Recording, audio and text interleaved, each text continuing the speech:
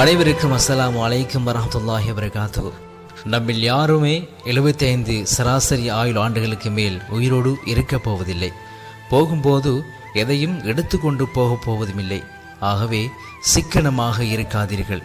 செலவு செய்ய வேண்டியவற்றிற்கு செலவு செய்யுங்கள். மகிழ்ச்சியாக இருக்க வேண்டிய நேரத்தில் மகிழ்ச்சியாக இருங்கள்.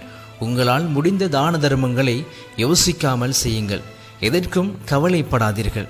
நீங்கள் கவலைப்படுவதால் எதையும் நிறுத்த முடியுமா? வருவது வந்தே தீரும். நாம் இறந்த பிறகு நமது உடைமைகளுக்கு என்ன ஆகுமோ என்று கவலைப்படாதீர்கள்.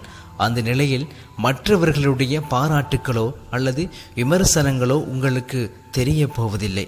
நீங்கள் கஷ்டப்பட்டு சேர்த்தவை அனைத்தும் உங்கள் வாழ்க்கையோடு சேர்த்து முடிந்துவிடும்.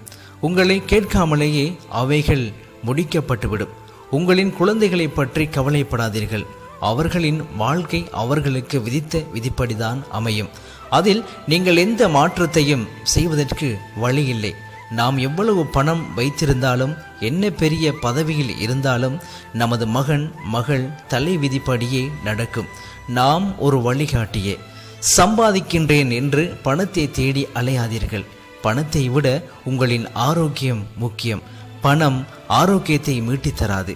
1000 ஏக்கர் விளைநிலம் இருந்தாலும் நாளொன்றிற்கு அரை கிலோ அரிசிக்கு மேல் உங்களால் உண்ண முடியாது. அரண்மனையே என்றாலும் கண்ணை மூடி நிம்மதியாக தூங்க 8க்கு 8 இடமே போதும். ஆகவே ஓரளவு இருந்தால் இருப்பது போதுமென்று நிம்மதியாக இருங்கள். ஒவ்வொரு குடும்பத்திலும் ஒவ்வொரு மனிதனுக்கும் பிரச்சினைகள் இருக்கும். பிரச்சினை இல்லாத மனிதனை காட்டுங்கள், பார்க்கலாம். ஆகவே உங்களை யாருடனும் ஒப்பிட்டு பார்க்காதீர்கள்.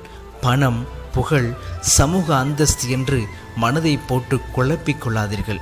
யாரும் மாற மாட்டார்கள். யாரையும் மாற்ற முயற்சி செய்யாதீர்கள். அதனால் உங்களின் நேரமும் ஆரோக்கியமும் தான் கெடும். மன மகிழ்ச்சிதான் ஆரோக்கியத்திற்கு அடிப்படை. உற்சாகத்தோடு இருப்பவர்களை நோய் நொடிகள் அண்டாது.